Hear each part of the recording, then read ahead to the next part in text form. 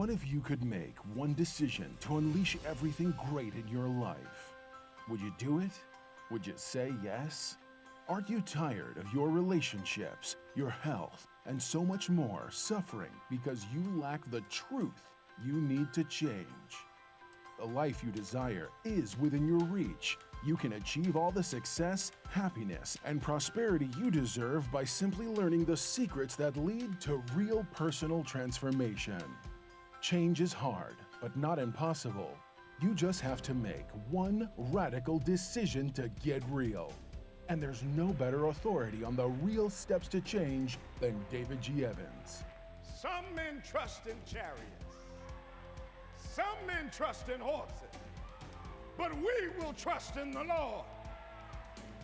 David G. Evans is leading the charge to bring you the power to change your life.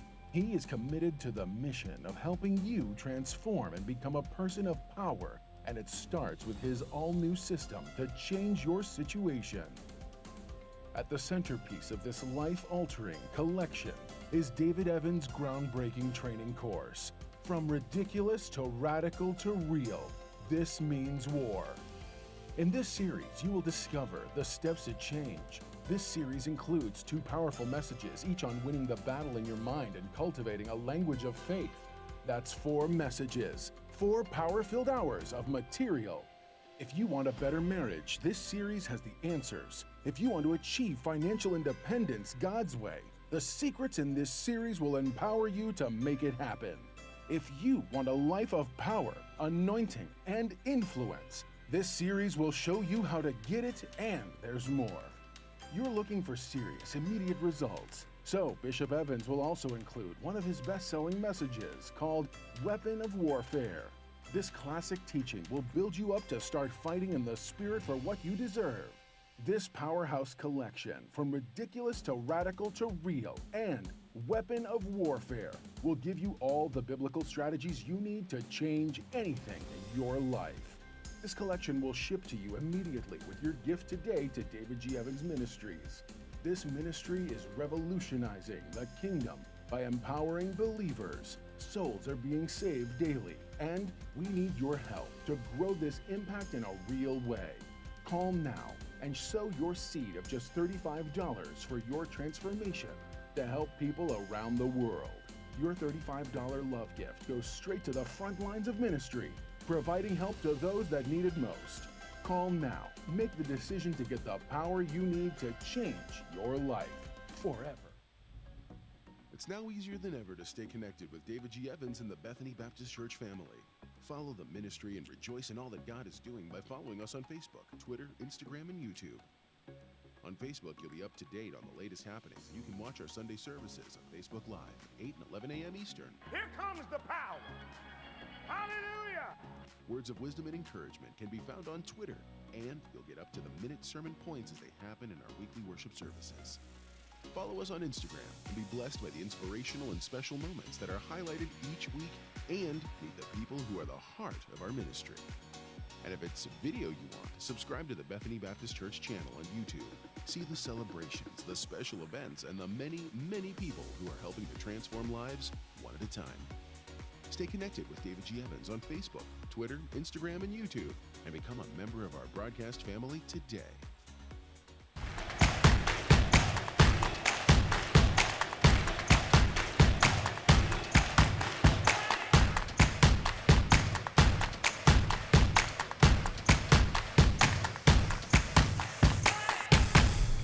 Well, praise the Lord, everybody. Welcome to On Point, the #1 Saturday morning Christian-based call-in talk show in America, live every Saturday morning from 9 a.m. to 10 a.m. on any smart device around the world at David G. Evans, the #1, at David G. Evans 1.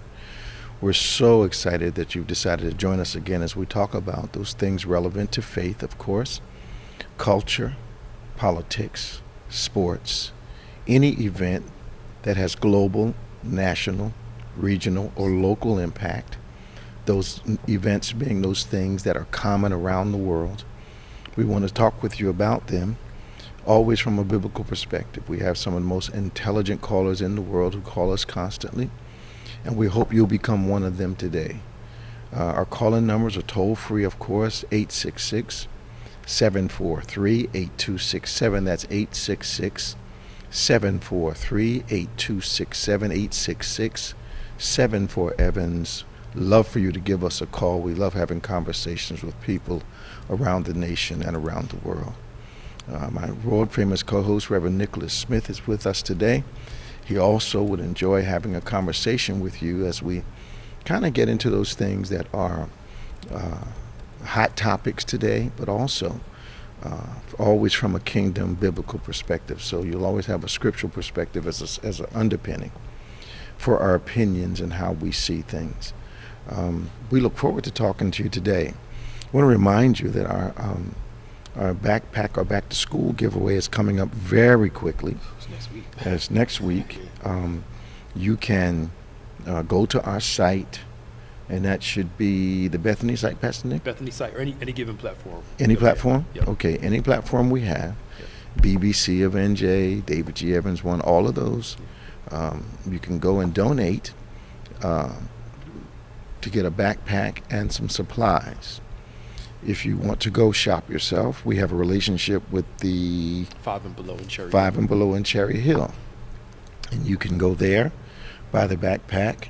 For every backpack and supplies that is bought, they will kick back to us, which allows us to go back to the store and get additional backpacks. We want to do at least 1,000, help at least 1,000 children this year, hopefully more than that. And we can do that. We know the people of God and all those that follow us are going to get on board and help some kids go back to school with backpacks and supplies. Now, Pastor Nick will tell us later on in the program where our distribution points are going to be and those dates. But we just want you to get in your mind, now, if you're a person like me, you don't like to go shopping, I do make an exception for the backpack day. I normally show up at Cherry Hill in the afternoon and, buy a bunch of stuff with the kids. But if you're like me generally and you don't like going shopping, why don't you just go to the site and donate to Catch the Fire. Catch the Fire. And if you donate that, we'd ask you to think about how many backpacks you want to buy, how many children you want to help. And in that number, if you say to yourself, I want to help 5 kids today. You can't do that with $5. Okay, so I want to help 5 kids today. Think about what it would cost. Some of us are going to, put $50 towards it. I always give at least $500 or $1,000 towards the backpack drive. You got to think about how many children you want to help. And trust me, there are dozens and dozens, hundreds of kids that need this kind of help, where they're going to start the year kind of behind the curve because they don't have the supplies that they need. So, go to the site, donate your money. Oh, make sure you click Catch the Fire. Yeah, click Catch the Fire now. CTF, Catch the Fire. Because if you don't do that, it'll go to another place and we won't know what you've done. But go to any site, Catch the Fire, and donate generously so that we can, a good number is $50 or $100, so we can buy multiple bags. Because we want to, like I said, serve at least 1,000 children, take that stress off 1,000 parents or more, and send the kids to school equipped from the beginning so that they can, go to school with the self-respect, not looking down at the ground, not wondering, why does Johnny and why does Betty have so-and-so and I don't. We're going to eliminate all that, and you can help us do that. And we'll talk about the distribution points and how you can get and how you can send people and let them know where we're going to be distributing on that particular day. And that'll be, we're collecting all our supplies up to the 26th. Now, if you're close to the church, you can come by the church and drop them in the bins in the lobby, and that's convenient. The distribution is on the 27th of this month. 27th of this month, and we'll let you know where those points are. We also want to invite you to our 4th Friday experience. That's the 26th of this month from 6:30 to 8:30. Jerome Dolly, who all of a sudden I'm hearing a lot about, Jermaine Dolly. I'm hearing a lot about him. Heard someone talk about him this morning, on YouTube. So we look forward to you coming. We got concert, line dancing, games, got some ministry stuff that's going to happen. People from the community are going to come. We've got food vendors, got that world famous fried Oreos, and that wonderfully heavenly funnel cake. So, I'm jumping off the wagon that day, Pastor Nick. I have to tell you ahead of time. Jumping all we all. I got to come off the wagon. I got to have at least one funnel cake. Right. And it's got to be hot. Yes. Yes. Straight out. Yes, Straight Lord. out. Yes, Straight Lord. out. I feel a move in the spirit. So 866-743-8267, 866-743-8267. If you have any questions about our giveaway, about our Fourth Friday, when you call in to make your comment, you can ask us about it. But I'm excited about Fourth Friday experience. 26, 6:30 to 8:30. We'll start on time, and we'll try to end on time, 6:30 to 8:30. I'm sure it's going to run a little longer, but we've already got our stage set up out back, and it's going to be a great time for the entire family. So invite your friends, invite your family, come on out. We're going to practice safety. We'll have our masks on and all that good stuff. Even though we'll be outdoors, so, it might be a little closer quarters. So we want to practice some safety and make sure everybody has fun and doesn't walk away with something they don't want. Amen. Amen. Okay, so a lot going on, Pastor Nick. Yeah, to say the least. Yeah, I was a little the raid of Mar-a-Lago. Mm-hmm. Sometimes when things happen to you, the best strategy is to be quiet. Yeah. One of the things that is kind of undermining to people is that you start out with denial, then you change the context of the denial, then you change the context again of the denial, almost like. But what I think, now I could be totally wrong with this, when politicians do that, it screams that they actually think we're stupid. Mm-hmm. I said it on Monday, but I'm saying something different on Wednesday, and I know you're just going to discard that and act like I never said it. Yes. Like, only people that plead the fifth are guilty when it was Hillary Clinton. But now he's pleaded the fifth. So he's not guilty. But then the supporters, no matter what he says, he's innocent, plead the fifth, because the FBI, when they were coming after Clinton, was fine. But now they're corrupt by Democrats. It doesn't make any sense at all. They're going around. The police are bad until I need them. Yeah. Blue Lives Matter was. It's just silly. Yeah. Everybody's corrupt. You're only corrupt if you're supporting what I'm doing, Yes. even though it's illegal. Yes. Yeah. Everybody knows the president does not get to just arbitrarily carry top secret documents out of the White House. Right. Yeah. There's a process for that. And he doesn't get to declare these without a process. Yes. He can suggest, and then it goes through the process. Then they may be declared classified or unclassified. But he just doesn't get to say, that's classified, that's unclassified. Yeah. That's not how it works. And then the crazy thing is you brought up the toilet thing. Yeah. About him throwing stuff in the toilet. Yeah, just, And somebody brought up something. And they had to go get it out. Yeah, it had to get somebody brought up something like there's all these fireplaces in the White House. He didn't have enough sense to throw the stuff in the fireplace so people couldn't go in and get Just them. get them. And we'll throw it in the toilet. Just get them. Like, then they got to call Roto-Rooter to the White House. That doesn't make any sense. Come on, man. It's supposed to be I know. But I was driving somewhere yesterday. Okay. And somebody had a flag out that said Trump won Trump won what? the election. Wow. I mean, and these people are literally Pastor Nick, 100%. how much difference was there in votes? Let me see. I mean, let's talk about numbers, since most people, no matter what they're doing and where they are, I'm gonna try this one. No matter where they are, understand numbers. Yeah. They understand a raise on the job. They understand their pay is cut. They understand that tolls at the bridge have gone up or down. They understand the price of gas, and all those numbers are valid, even though some of them are intentional, like all this $11 for a pack of cheese and all that nonsense. We know we're being gouged not by the president, not by anybody in the government, but by the people that own the businesses. Yep. So what was the actual difference in the election? So now this is interesting. I forgot about this. The popular vote, Biden got 81 million. Right. Plus. Right. Trump got 74 million plus. Okay. So the popular vote wasn't huge. That's huge. Well, it is somewhat. It's like What do you mean somewhat? That's 81 million versus 74 million. that's a lot of people. Oh no, that is a lot of people. I'm talking about in comparison. To what? because Biden won by 51%. Trump lost by Biden had 51%. Trump had 46%. Yeah. To me, to think that he had 46%, 74 million people voted for him after his presidency. Yes. That's a lot of people. Yes, but it's also that agree with that. But there's also a number greater than that. Yes. No, I agree. There's greater. You can't. The math doesn't lie. He had, even if there were 1 million people that did something quirky when they voted, it still wouldn't have given him the election. No, I get that. I agree with that. Yeah. He won 30.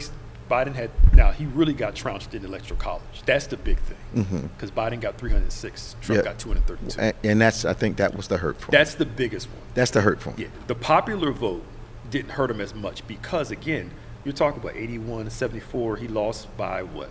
Less than 10 million votes? That's a lot of votes. No, it is a lot of votes. I'm talking about in comparison. Comparison to who? Comparison to the amount of people voting in the country. For instance, okay, who's the biggest popular vote difference was I think Reagan and Carter, I believe. Okay. He got trounced in the popular vote because you're talking about a huge difference. How much? I'll look it up and see. Okay. I think it was 1980. Because in a lot of local elections, like in state government elections, the election is decided usually by less than 300,000 people. Now that's a small margin in a state of what, 30 million? Well, it depends on the state. I mean, so it's subjective. It's like somebody saying it's contextual. Yeah, it's like somebody worth $2 billion and they go down to 500 million. To them, they feel like they're broke. That is a huge jump off, but to the average person, that's not a huge. I had a friend who had a billion too. He had to give in a settlement. He had to give like 200 million. Yeah. And he jokingly said, "I don't know what I'm going to do now. Only got like 900 million left." Right. I'm looking at him like, you got to be crazy, man. Yeah. You know, Right. Like 900 million. Yeah. Think you can make it off that? Right. You're going to apply for assistance, or what?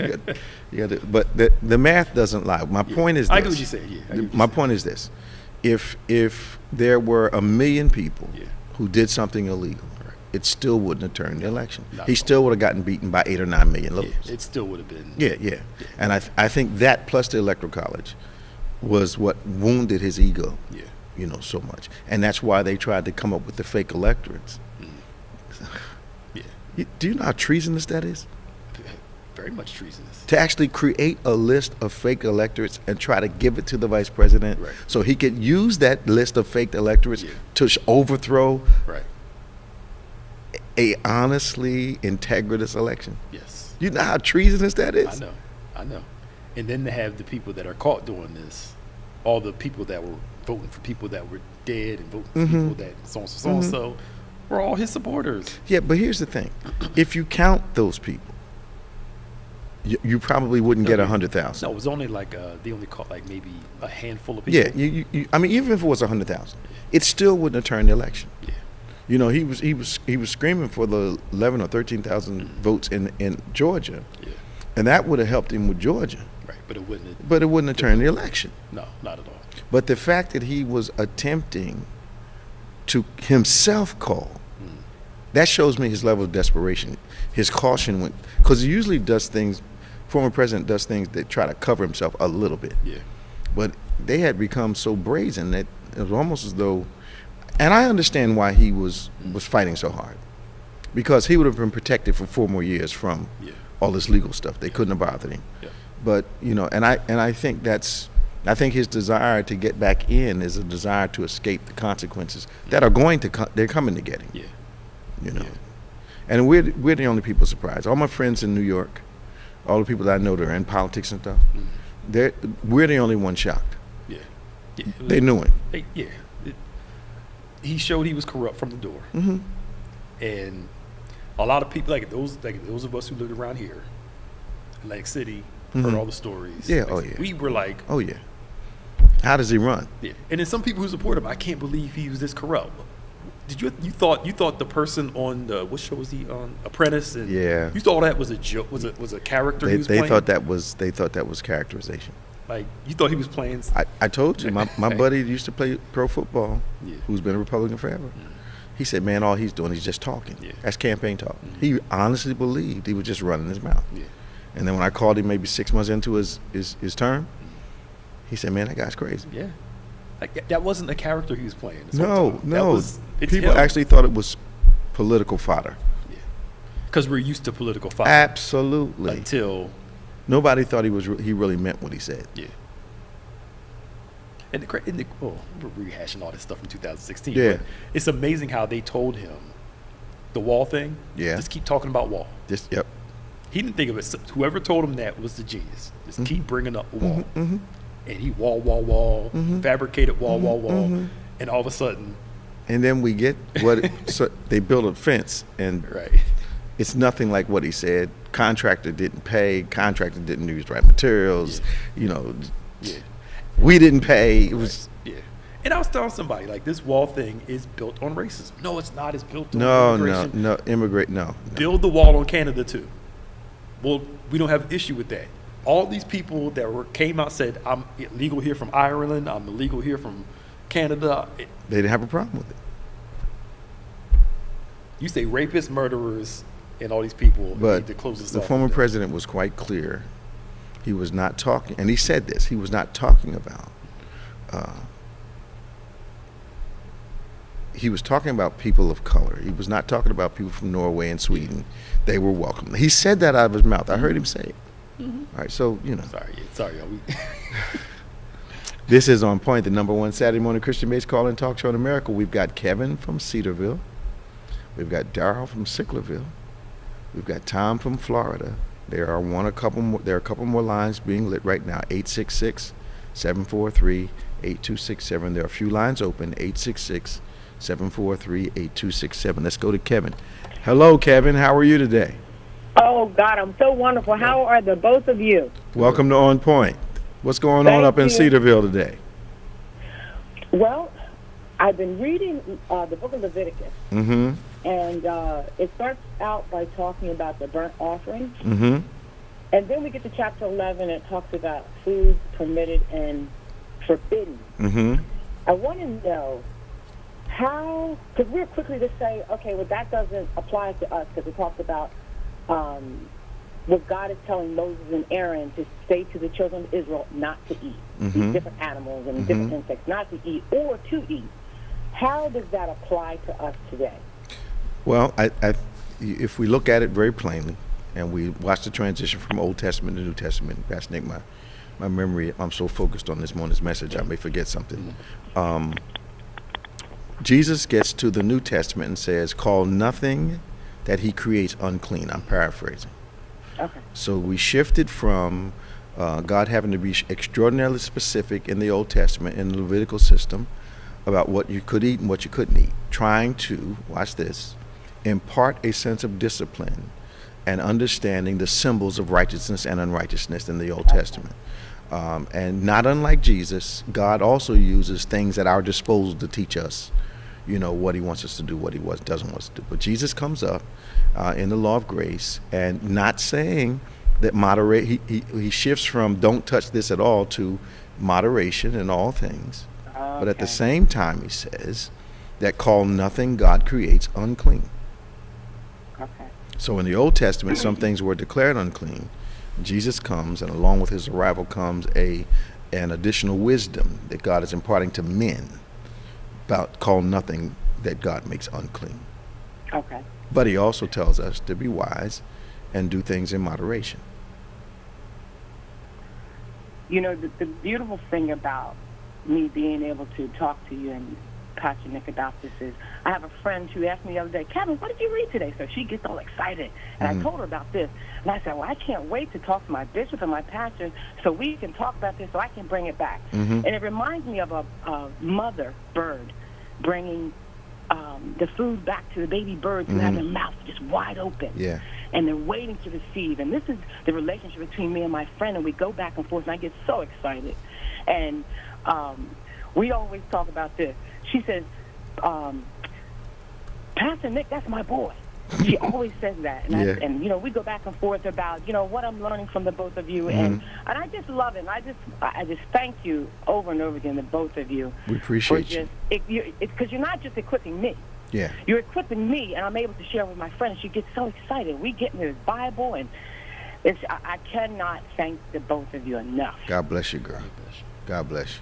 So now I can go back and explain to her Absolutely. what I learned. Absolutely. Yes. So keep doing what you're doing. I'm loving this weather.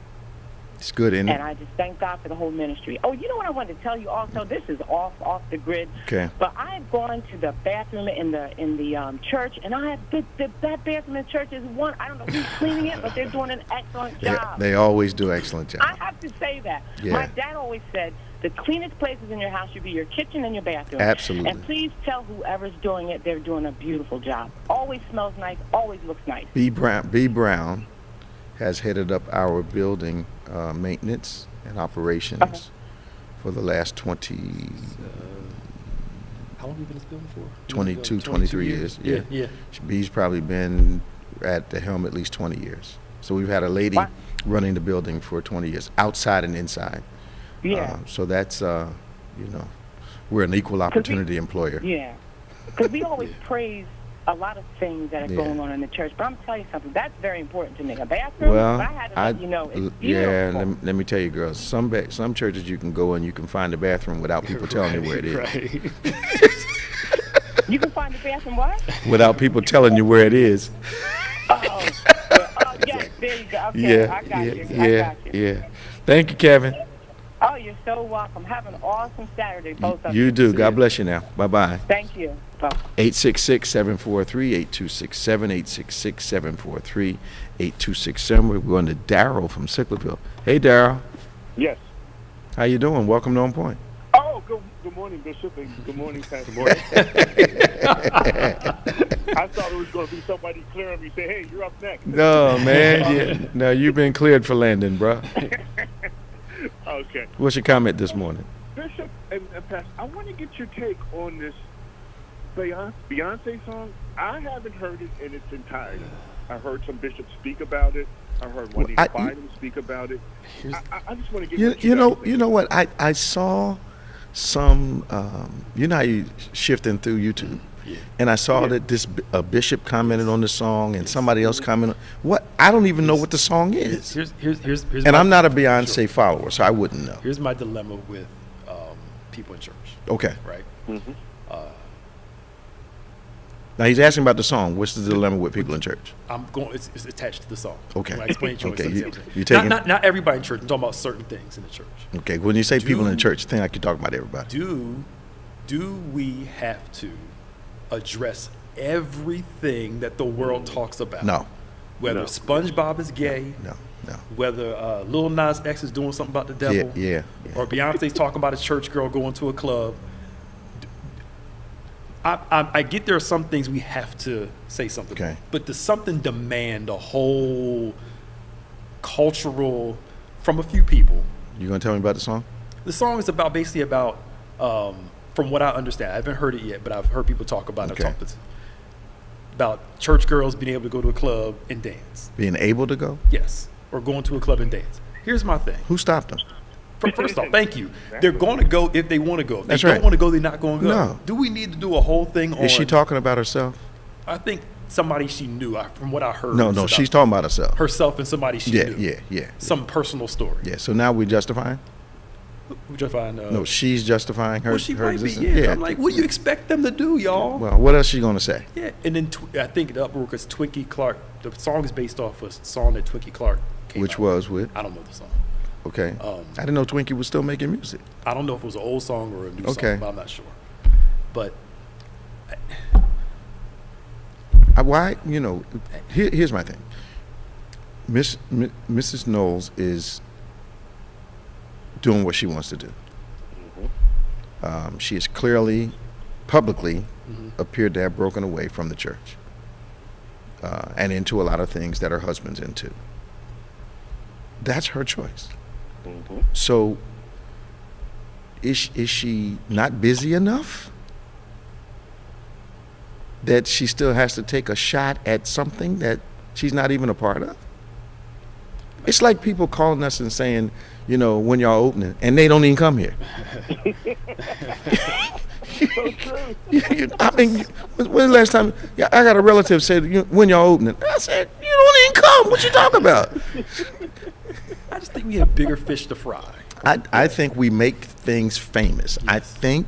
I think we fall for a marketing ploy over and over again.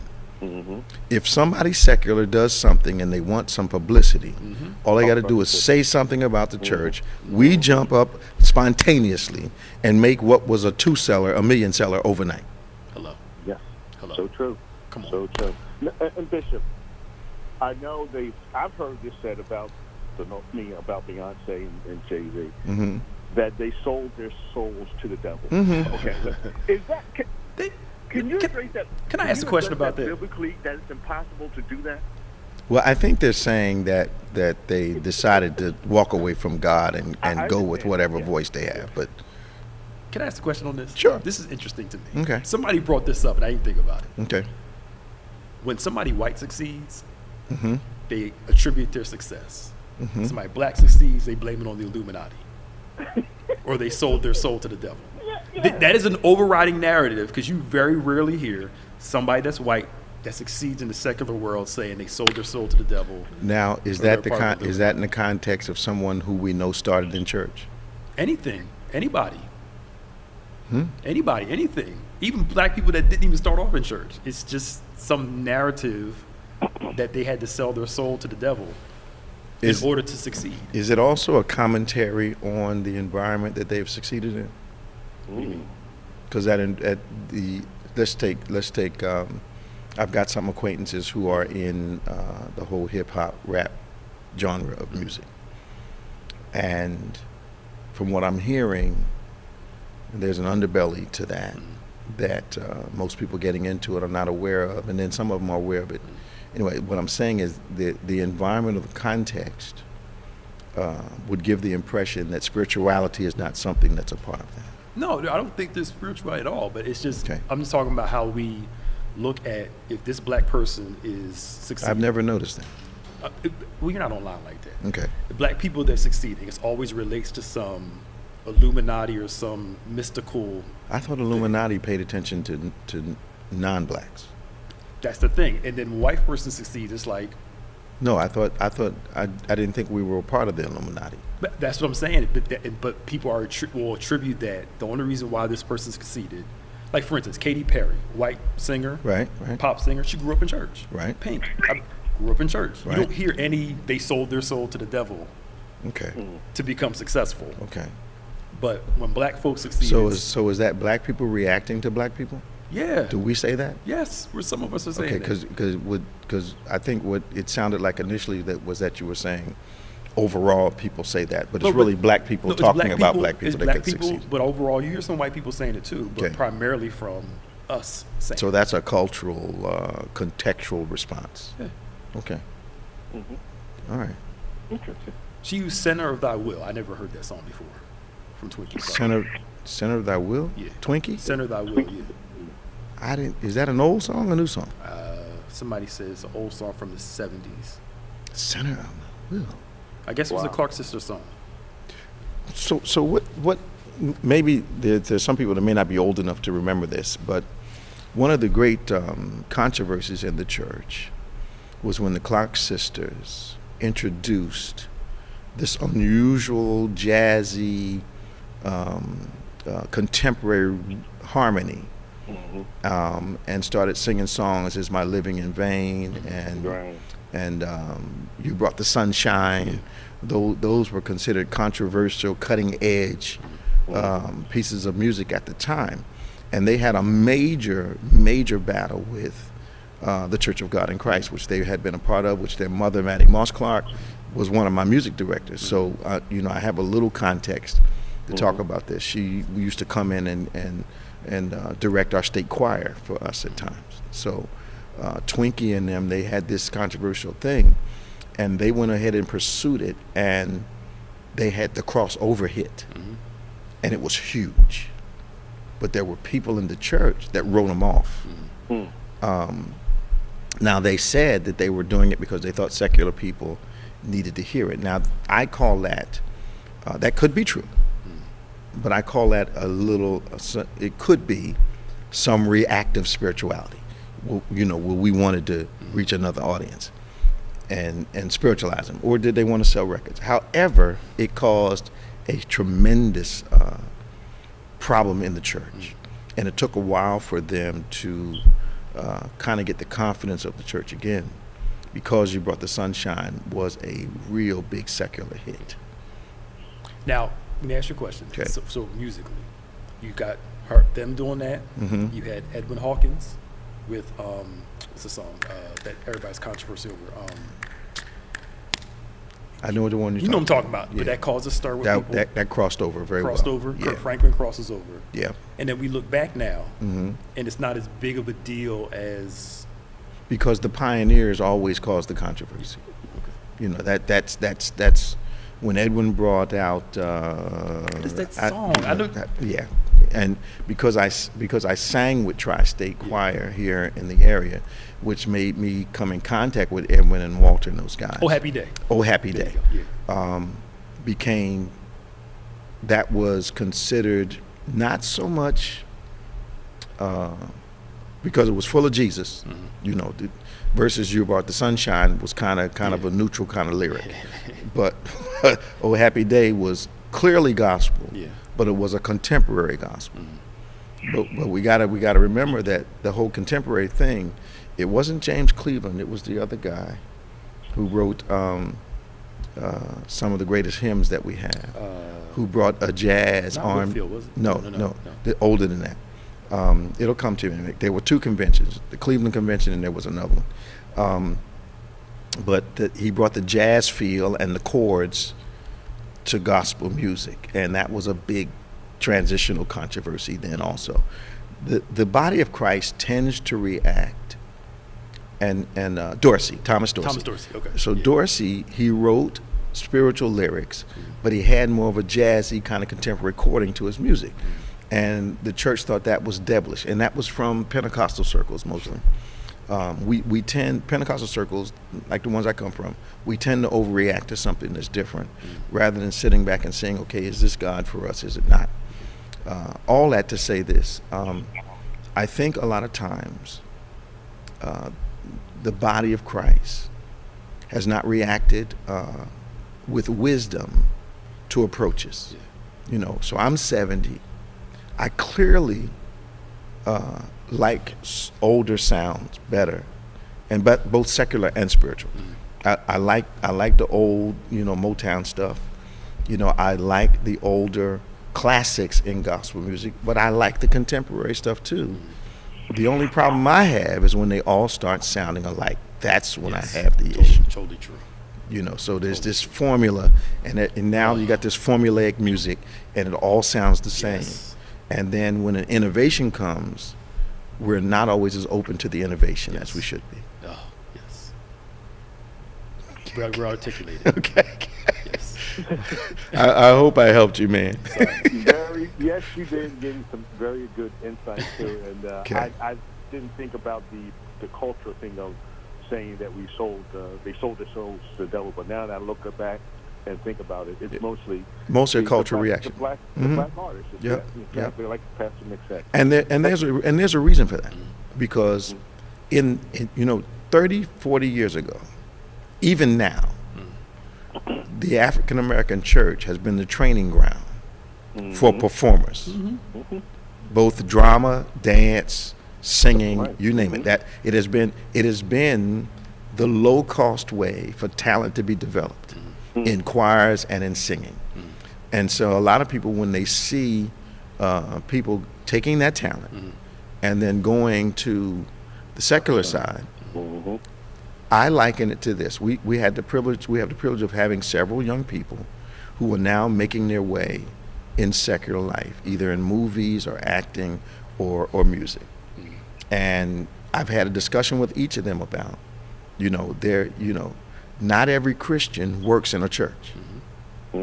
So what you have to do is maintain your identity, your Christianity, when you're working somewhere that's not a church. And we got a world famous bass player that's a part of our fellowship. We've got young people that are acting right now. So it's all about, are you able to conduct yourself in that environment and not compromise who you are? Yeah. Mm-hmm. Very well said. This may bring up a bigger issue. Okay. An overall bigger issue. Okay. Now, I'll based on your answer for this. Mm-hmm. When Motown was hot, Yep. did you hear a lot of this Illuminati, the Temptation sold their soul to the devil? I don't think. I don't think.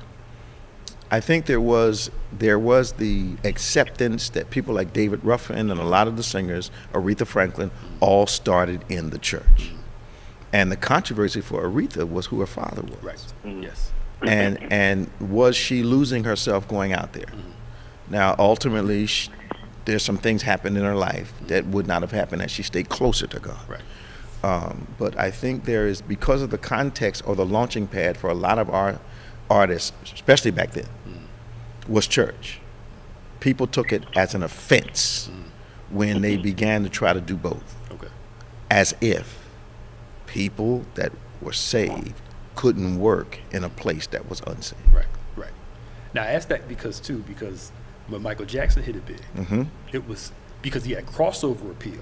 Yeah. All audiences. Yeah. He must have sold his But soul. he wasn't a church singer, though. But he wasn't a church singer. No, But he you've wasn't a church heard some people say he sold his soul to the devil.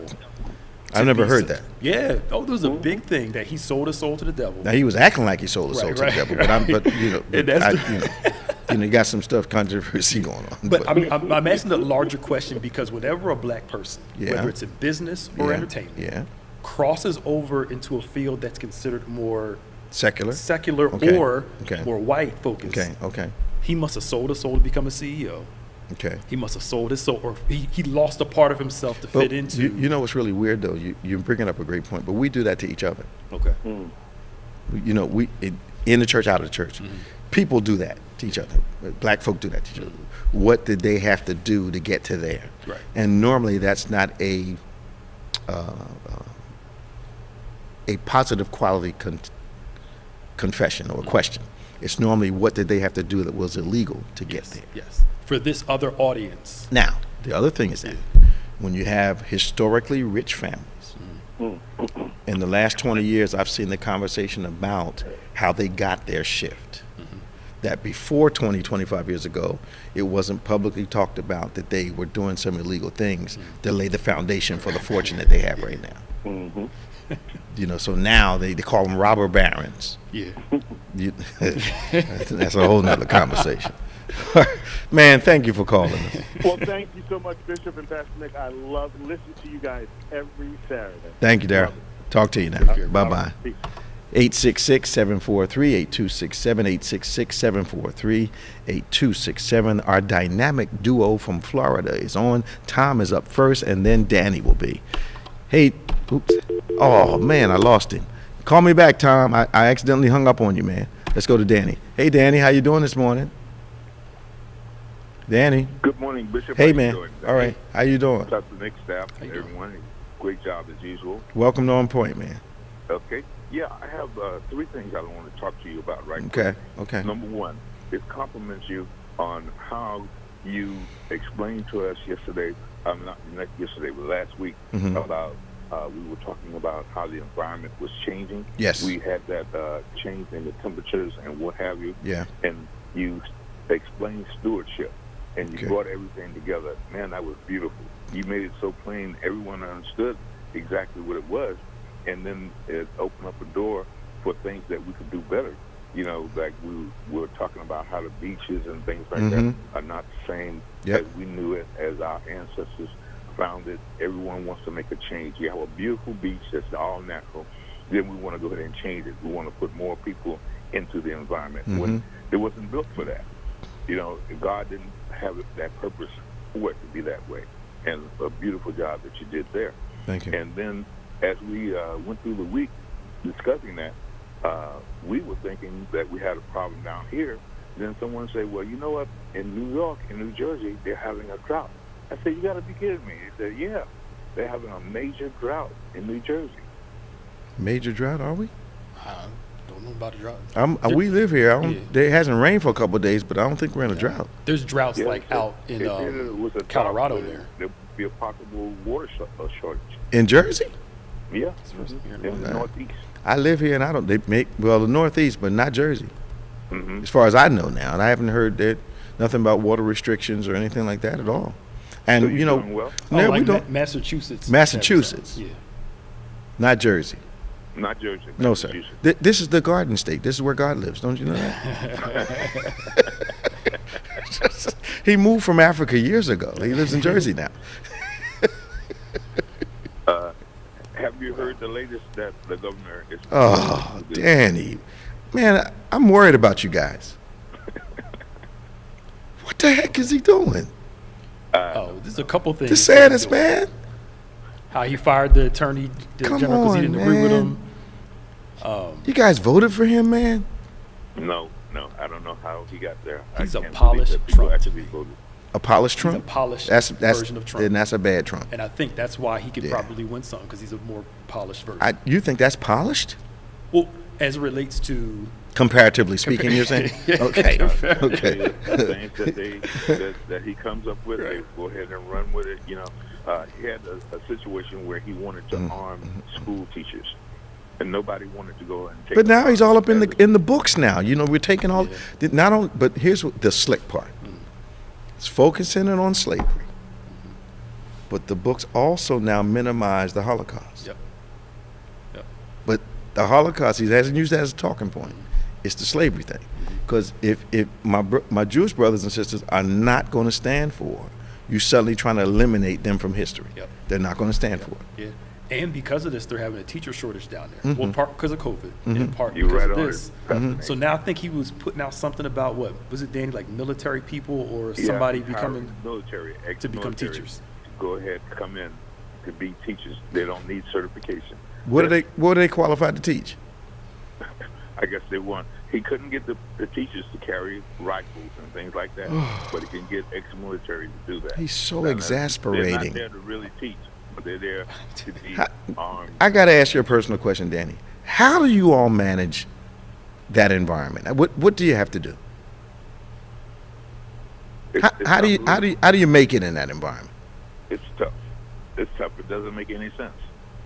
But also, I think about my friends in Florida, and I don't know how you day to day that function in that of an intense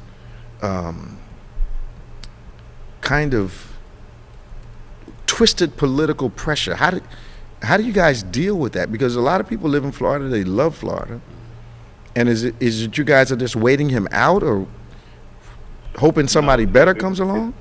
If people do not go ahead and register votes and things like that, if they don't go ahead and do it, and it's like Pastor Nick was saying, don't focus on the big elections, but even the small elections. Get out and vote. Do something. You know, we said, I'll just let the next door neighbor, he'll go ahead and vote.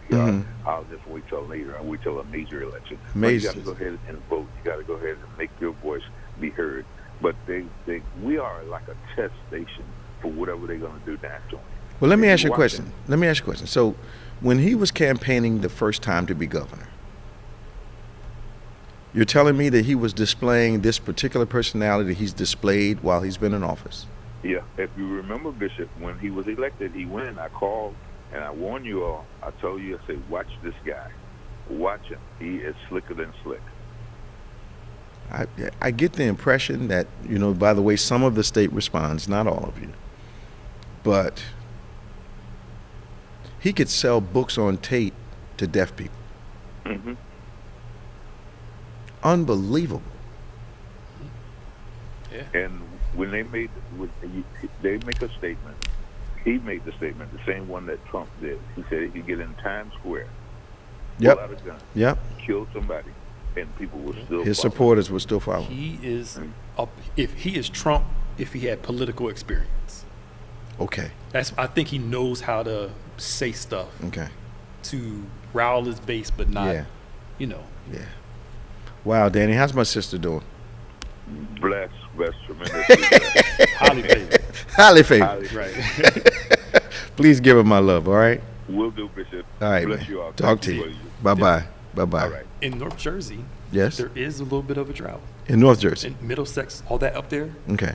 and going further up to Rhode Island, Massachusetts, there is So they're somewhat- closer to the... up there, because it's been raining a lot down here this summer. Yeah, we've been doing pretty good. Yeah. Let's go to Tom. Good morning, Tom. How you doing? Thanks for your patience. Hey, thank you. How you doing, Bishop? All right. Pastor Nick. I want to talk about Trump. You know what? Pastor Nick brought something up. I heard someone a couple years ago made me angry. But that Oprah and all these other solitary part of the new Illuminati, and if they don't give you your blessing, you're not going to make it. Well, what is the Illuminati, and is our concept of the Illuminati correct? I don't even know what it is. Because if there is one, let me tell you what I think it is. I think there is one. If there is one, it is comprised of some of the top business and political leaders from around the world. It is not somebody who's a big hit on TV. Right, exactly. And not only that, if it's so secret, why don't we all know about it? You know, and you know, that's been a I don't want to call it a myth because I'm not sure that's not completely true. But here's what the concept of Illuminati is not foreign, because the greatest business people and politicians, and usually I'm going to say business with more leverage than the politics, the greatest business owners, those they know one another and they can decide on a lot of major issues. For instance, a small composite version of that are the NFL owners. And the amount of leverage they have in government and in society based on the fact that them together control a lot of money. They're in oil, they're in technology, they're in food, they're in a lot of things that we need. And so they do influence. They may not be an Illuminati, but that is certainly the concept. So it excludes a lot of people. Oh, yeah. Bishop, you were asking about a crazy governor. What he did with the teachers, they have to get certified, but they don't have to be certified the same way. And it wasn't just military. Ex-policemen, ex-firemen. He had a whole list of civil servants that could kind of do on-the-job training to become teachers. So you got guys, ladies and gentlemen, who have spent 20 years directing traffic or patrolling neighborhoods, and they're suddenly going to go teach our children math? Yeah, they have to go to some kind of apprenticeship, but it's not 4 years of college. Is your governor college educated? Harvard. He's a Harvard grad? Polished Harvard law grad. And you asked the question earlier, did he talk like this when he was running? No, he wasn't this whacked. I think he's gotten on the Trump bandwagon and saw where it took him. And he's getting national recognition as being the polished Trump. He's a law grad from Harvard. He went to Yale. He went to Yale. And then went to Harvard for law school. What did he study at Yale? Might be law. Let me see. But he graduated from Harvard. He went to Yale first, undergrad. Okay. And then law school. Okay, so that's why he's so dangerous. Yeah. I wonder how he ranked when he was in school. Because usually it's just enough to get in there. He graduated from Yale with honors. So okay. He's smart. He's smart. That's the issue. But, and this is not saying anything about him. Though. Yeah, it's not saying anything about him or anybody else. But they tell me that many or most politicians are sociopaths, which is scary. Yeah. Which is why they're focused on the election and not on people. Right. The sociopaths don't necessarily care that much about people. Yeah. They just know how to behave in certain situations. Well, what did you say before when they told you this isn't for you, the politics? Because you're not. I wasn't going to be lethal enough. Yeah, you're right. You have to have that edge. They say they're sociopaths. Yeah. But like the fact that up until today, science does not think narcissism can be cured. Narcissists can learn to behave differently, but not necessarily be cured of their narcissism. So if you've got a guy that's a sociopath, a man or a lady that's a sociopath and a narcissist, that makes a politician. You talking about Trump? Yeah. Well, because to survive that environment, yeah, you have to. I hate to say poorly trained who was a right-wing Republican who lost because of being honest.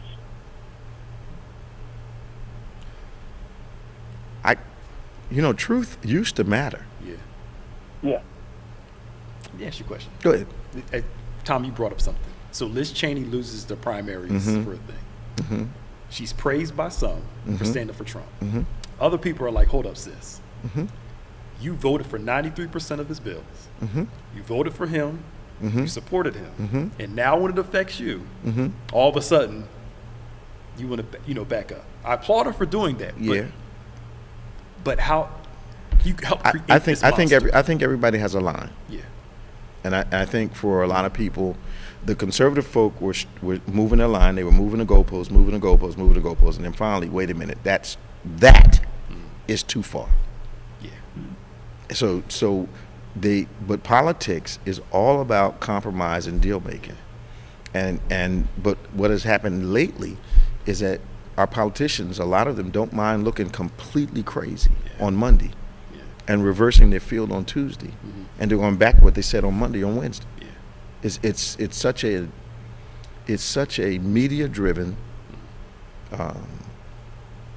untruth driven discipline now that you don't even hope that a politician is going to tell you the truth. Right. Ted Cruz is a perfect example of which side of the balance is you talking out of. Yeah, I mean, there's some guys I know that I think are really good. Cory Booker, a couple other guys I think are really good, men and women that are really good. But then you have so many that are just in the moment, say whatever's in the moment, and then expect you to ignore it when the moment is past. And I think that's polluted the well of politics, because people are trying to stay elected and they're willing to go to great lengths to stay elected. Yeah. That's sad. Yeah, and it's not always the benefit of the people. Yeah. That's why I think Congress should have, they'll never do it. They should have term limits. Yeah, but they're not going to do that. Yeah. They're never going to do it, but they should. You name me somebody came out of Congress who was white and didn't come out rich. Yeah, that's true. That's true. Okay, I'm just saying. That's true. Thank you, Tom. That's true. Hey, take care. Talk to you. We got, who is this? Hello. Hi, Pat, how are you? Okay. You got about 30 seconds, not unless you can call us next week. I'm probably going to have to call next week. Okay, how you been? I've been okay. Well, please be first up next week, all right? Okay. All right. Thank you. Talk to you then. Bye-bye. Okay, bye. So, Pastor Nick, what do we have going on? So, our backpack drive Okay. next Saturday Okay. from 9 a.m. until. Is that next Go Saturday? fast. Yeah, came quick. The 4 Friday experience is this coming Friday. Okay. You can bring your backpacks on that day. Bishop already talked about the 4 Friday experience. The back to school drive will be at Lindenwold High School Okay. on the 27th, as well as Eastside High, formerly Woodrow Wilson, Mm-hmm. in Camden, giving out backpacks. On the 29th, we're also doing it at Forest Hill Elementary School. That used to be, that's near the highway. Yeah, it's right down the street from Farnham Park. And Yes. They're having a community event, so Okay. we're supporting We're their supporting event their by event. bringing stuff to And I them. understand we're also sending stuff to Lindenwold to support, talk to Deacon Trader. They're having something, they asked us for 25 bags, so Good. I thought we'd support that event also. Good. So let's put it in order. So we're collecting supplies up to the 26th. On the 26th, we also have Fourth Friday experience. Yep. You can bring them there too. Yep. On the 27th, we have our distribution, and that'll be at Wilson, former Wilson, Yeah. which I believe it should have been former Wilson a long time ago. Yep. Lindenwold. Yes, sir. Those two. Now, what time are we doing these? Starting at 9 a.m. Distributions at 9 a.m. Until. Okay, until they run out. Yep. Now, ladies and gentlemen, do not stay in bed till 11 o'clock and come to these distribution centers and then want to have an attitude because we're out of stuff. People come early. Yep. So you can't lay in bed till 11, 12 o'clock and then come and see if you can get a bag. It's not like that at all. So we love serving the community, but we need you to observe some of the time restrictions that we have. We love to see you come out and bring us some bags and drop them off at the church, or go to 5 and Under in Cherry Hill and buy it there, or you go buy them yourself and bring them to the church, or you can bring them to our event Friday. Yep. We'll be ready to receive them then. And then Saturday we distribute. Do we still need volunteers, Pastor Nick? You call Sister Kathleen Medley. Okay. Extension 113 at the church. Okay. If we have too many people, we rotate before. Okay. Yeah. So distribution's happening. Our first Friday experience, Friday evening at 6:30 to 9. We're looking forward to that. Of course, you can always mail us your prayer requests, and mail them to social@gotobethany.com. Social@gotobethany.com. We pray over these requests each Wednesday night at our midweek service. We ask you to subscribe to our YouTube channel, our David G. Evans 1 and BBC of NJ on YouTube, and also to our podcast, DGEMS, DGEMS, and OnPointe, our podcast platforms. Anything else we need to talk about? No, just tomorrow. We're outdoors, 11 o'clock. Yep. Virtual 8 o'clock. And I invite you all to please take a look at our virtual service at 8. That's the first message of the Rhythm series, Fetal Awareness. We're looking forward to what God is going to do during this great time together. Now, remember, faith acts like a thing is so, even when it's not so, that it might be so. God bless you, and we'll see you next time on OnPointe.